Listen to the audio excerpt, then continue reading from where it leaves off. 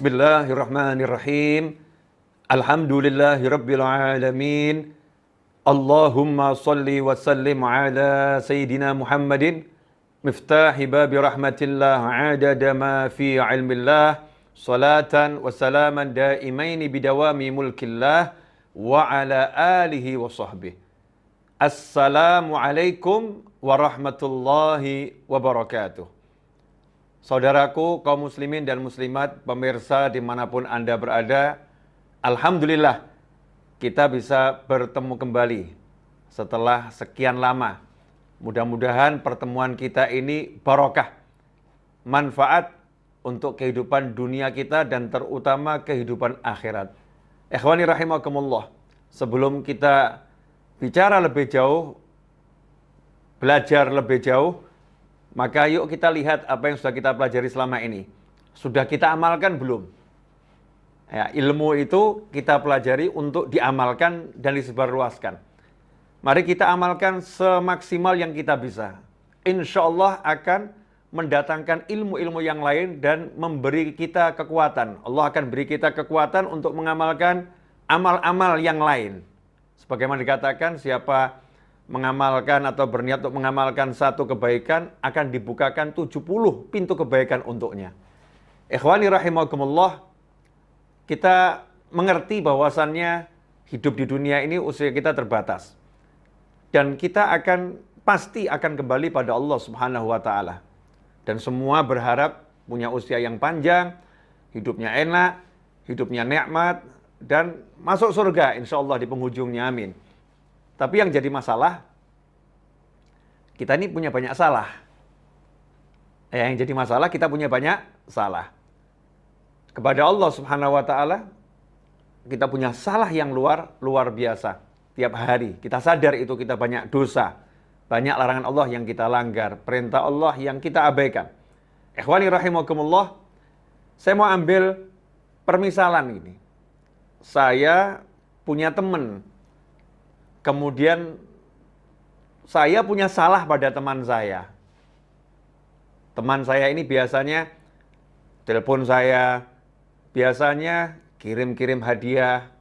Tapi ketika saya punya salah kepada teman saya tersebut, dan itu membuat beliau kecewa, maka kalau saya tidak segera minta maaf dan mengejar maafnya, bisa jadi teman saya tersebut tidak akan telepon saya lagi. Teman saya tersebut tidak akan kirim-kirim pesan lagi. Teman saya tersebut tidak akan kirim-kirim hadiah lagi. Kenapa? Karena dia lagi marah kepada saya. Dia lagi marah kepada saya. Dalam hubungan sosial bermasyarakat, kalau kita punya salah kepada seseorang, maka kita akan berjuang untuk meminta maaf dan mendapatkan maafnya. Seorang suami, dia berjuang untuk mendapatkan maaf istri. Seorang istri berjuang untuk mendapatkan maaf suami. Seorang anak berjuang untuk mendapatkan maaf ayah. Seorang karyawan berjuang untuk mendapatkan maaf atasan. Semua itu demi hubungan yang baik dan menyenangkan. Tapi masalahnya kok nggak begitu ya kalau kita punya salah sama Allah Ta'ala. Kenapa kita nggak mengejar ampunan Allah? Kenapa kita nggak mengejar maaf Allah? Apakah memang kita siap dimarah oleh Allah Subhanahu wa Ta'ala? Apakah kita memang siap mendapatkan siksa? Na'udzubillah min dzalik. Ikhwani rahimakumullah. Inilah sumber berbagai permasalahan. Inilah sumber berbagai hal yang tidak menyenangkan dalam kehidupan dunia kita.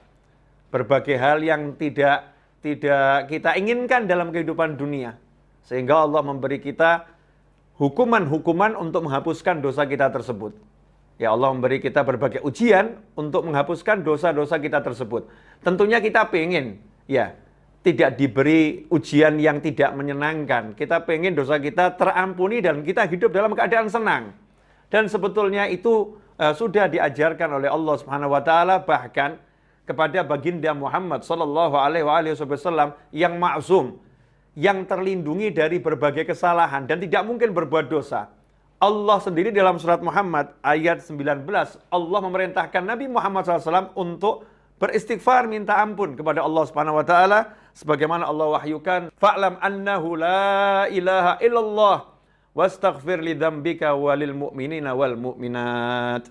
Kata Allah Subhanahu wa taala, fa'lam, ketahuilah sungguhnya tidak ada Tuhan kecuali Allah, wastaghfir li dzambika, dan beristighfarlah, minta ampun untuk kesalahanmu, walil mu'minina wal mu'minat, dan untuk kesalahan dosa-dosa orang yang beriman baik laki-laki maupun perempuan. Rasulullah SAW tidak pernah berbuat salah, tidak pernah berbuat dosa. Tetapi untuk memberikan contoh kepada umatnya, kepada kita semua, Allah Subhanahu wa taala merintahkan Rasul untuk beristighfar.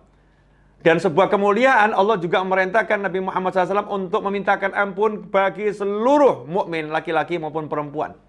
Rasulullah mintakan ampun untuk umatnya. Ini kemuliaan buat kita semua, dimintakan ampun oleh Nabi Muhammad SAW. Maka ketika Nabi SAW ditanya, ya Rasulullah, apakah engkau beristighfar kepada Allah Subhanahu wa taala? Maka Rasul menjawab, iya.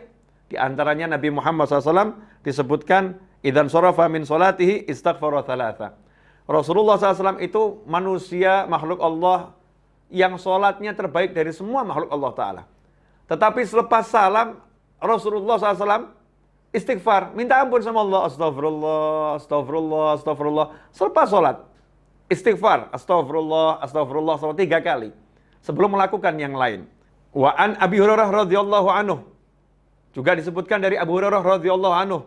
Qala sami'tu Rasulullah sallallahu alaihi wasallam yaqul, aku mendengar bahwasannya Rasulullah sallallahu alaihi wasallam bersabda, wallahi inni la astaghfirullah wa atubu ilaih fil yaumi akthar min 70 marrah, rawahul Bukhari.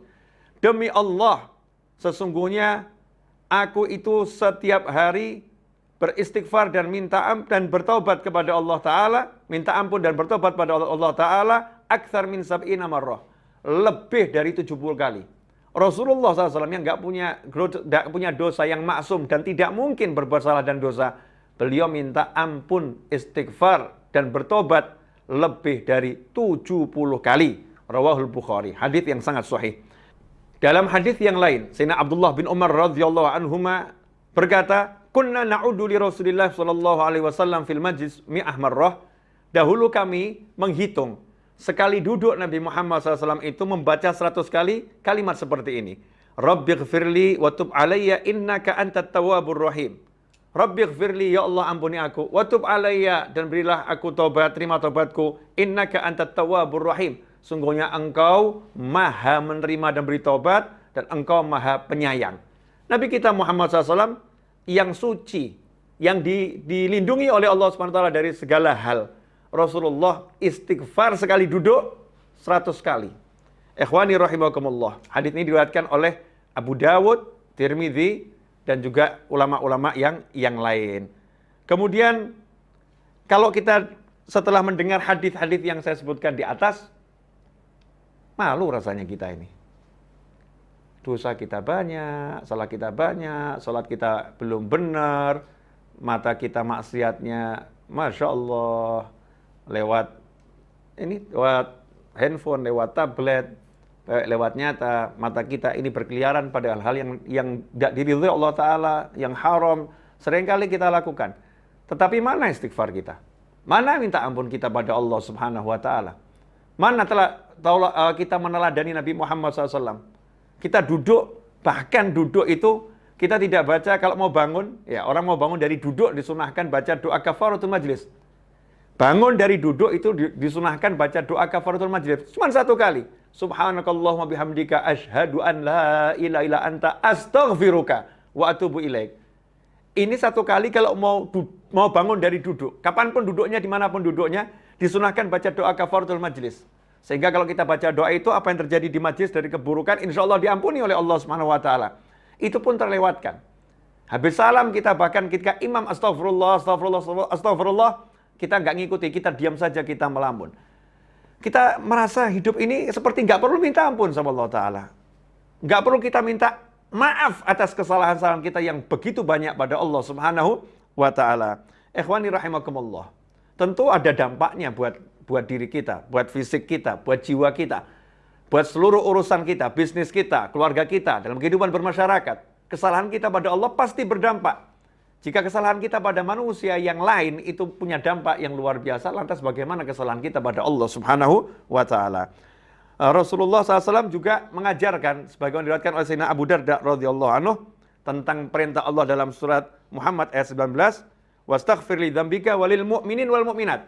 Allah memerintahkan agar Rasulullah SAW memintakan ampun untuk mukminin dan mukminat. Maka Rasul mengajarkan Nabi Muhammad SAW dalam hadis yang diriwayatkan oleh Abu Darda radhiyallahu anhu, man istaghfara lil mu'minina wal mu'minat kulla yawmin sab'an wa isrina marrah aw khamsan wa isrina marrah kana minal ladzina yustajabu lahum wa yurzaqu bihim ahlul ard. Rawahu Tabrani.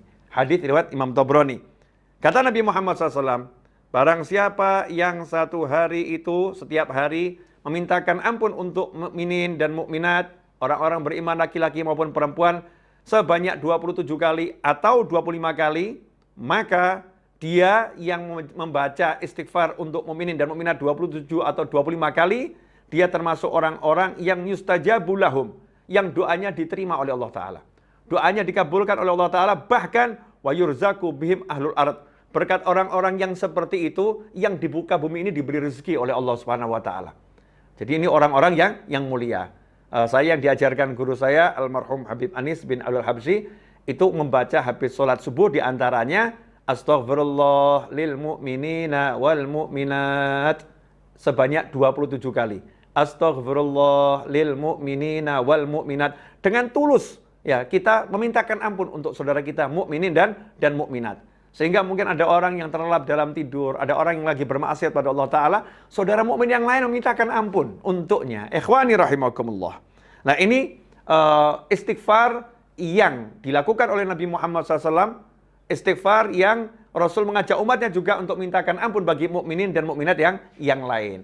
Tentunya setelah mendengar semua ini kita mudah-mudahan dapat taufik ya untuk memperbanyak istighfar. Nah, apa manfaatnya istighfar? Apa keutamaan istighfar? Istighfar itu di antara manfaatnya adalah pengaman dari azab. Jadi pelindung ya dari siksa. Pelindung dari siksa. Dalam surat Al-Anfal ayat 33 Allah Ta'ala menyatakan, wa ma kana Allahu liyu'adzibahum anta fihim wa ma kana Allahu mu'adzibahum wa hum yastaghfirun. Dan Allah tidak akan menyiksa mereka. Ya, Allah tidak akan menyiksa mereka wa anta fihim. Sedangkan engkau wahai Nabi Muhammad SAW masih berada di tengah-tengah mereka. Wa ma kana Allahu mu'adzibahum wa hum yastaghfirun. Dan Allah tidak akan menyiksa mereka sementara di tengah-tengah mereka masih ada orang yang istighfar minta ampun pada Allah Ta'ala.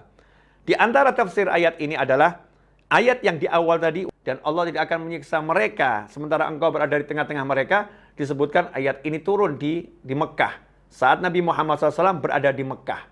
Saat Rasul masih ada di Mekah, maka azab tidak turun kepada orang-orang yang membenci Nabi Muhammad SAW. Nah setelah Nabi hijrah, setelah Nabi hijrah ke Madinah, azab juga tidak turun kepada orang-orang yang membenci Nabi Muhammad SAW di Mekah. Nggak turun azab kepada mereka semua. Kenapa? Karena masih ada sahabat yang belum hijrah. Masih ada sahabat yang berada di Mekah, dan sahabat ini aktif beristighfar kepada Allah Subhanahu wa Ta'ala. Sehingga para sahabat mengatakan, para tabi'in mengatakan, para ulama mengatakan, siapa yang rajin istighfar, maka dia akan menjadi pengaman untuk dirinya dan untuk keluarganya. Untuk dirinya dan untuk teman-temannya, dari azab yang akan turun kepada dirinya maupun kepada keluarganya, pada teman-temannya. Ahli istighfar. Karena itu, ikhwani rahimakumullah, kita sadar kita banyak dosa. Agar kita aman di dunia, aman di akhirat, maka ini pegangan kita, minta ampun sama Allah Ta'ala. Minta ampun, astagfirullah. Ya Allah, aku minta ampun kepadamu. Astagfirullah. Ya Allah, aku minta ampun kepadamu. Dengan kita hayati dan sungguh-sungguh. Ikhwani rahimakumullah. Kalau kita ini mengalami rezeki yang seret, bisnis yang amburadul, kehidupan keluarga yang porak-poranda, dan hati yang gak enak, hati yang penuh dengan rasa suntuk, yang sedikit-sedikit suntuk, sedikit-sedikit sedih, susah. Ikhwani rahimakumullah, istighfar ini adalah obatnya. Istighfar ini adalah obatnya. Kita masih ingat bagaimana Nabi Nuh alaihissalam menasihatkan kepada umatnya, dan itu diabadikan Allah Ta'ala dalam surat Nuh ayat 10-12. Faqul tastaghfiru rabbakum innahu kana ghaffara yursilis samaa'a 'alaikum midrara wa yumditkum bi amwalin wa banin wa yaj'al lakum jannatin wa yaj'al lakum anhara. Kata Allah Ta'ala, Nabi Nuh mengucapkan di situ, fakultu, maka aku Nuh berkata, istaghfiru rabbakum. Kalian semua hendaknya istighfar, minta ampun kepada Tuhan kalian. Saat itu kaum Nabi Nuh mengalami paceklik yang luar biasa. Bertahun-tahun tidak turun hujan, banyak hewan yang mati, banyak tanaman yang mati. Tanah kering semua. Sehingga kehidupan ekonomi, kehidupan sosial itu terancam hancur. Saat itulah Nabi Nuh ngasih solusi. Apa solusinya? Solusinya, istaghfiru rabbakum. Minta ampunlah kepada Tuhan kalian. Innahu kana ghafara. Karena Allah itu sangat suka memberi ampunan. Allah tuh suka ngasih ampunan.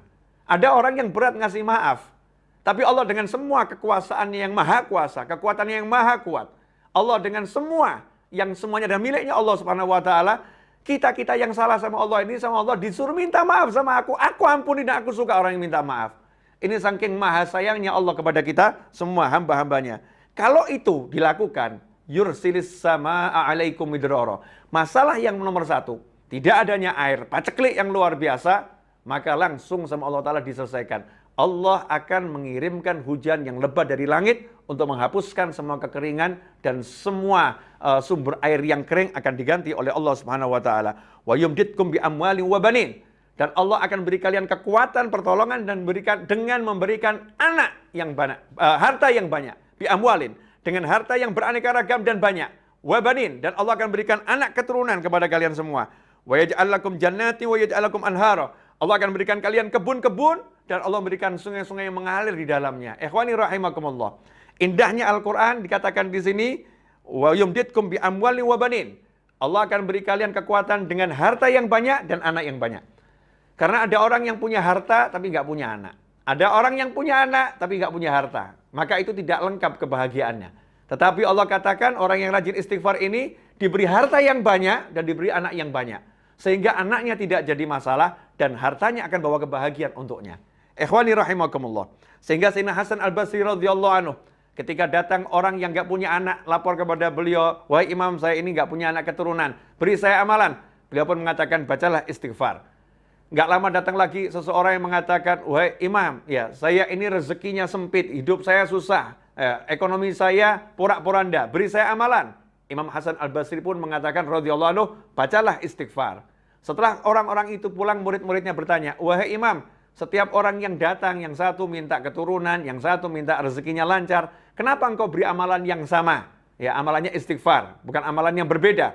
Maka beliau menjawab, yang ngomong bukan saya, tapi yang ngomong Allah Subhanahu wa Ta'ala yang tercantum dalam surat Nuh ayat 10 sampai 12. Di antaranya, wa yumditkum bi amwalin wa banin. Dan Allah akan beri kalian kekuatan dengan harta yang beraneka ragam dan jumlahnya banyak dan anak keturunan yang banyak. Ikhwani rahimakumullah. Di antara manfaat istighfar yang lain adalah sebagaimana yang disampaikan oleh Sayyidina Abdullah bin Abbas radhiyallahu ta'ala anhuma dari Nabi Muhammad SAW, di mana Rasulullah SAW bersabda, man lazimal istighfar ja'alallahu lahu min kulli hammin farajan wa min kulli dhikin makhraja wa razaqahu min haitsu la yahtasib. Riwayat Abu Dawud dan Nasai serta Ibnu Majah dan Hakim dan Baihaqi. Nah, ini hadis yang memberi kita semangat untuk semakin rajin istighfar. Man lazimal istighfar, kata Nabi Muhammad SAW. Siapa yang tekun, continue, terus menerus beristighfar, istiqomah tiap hari, ja'alallahu lahu min kulli hammin farajan.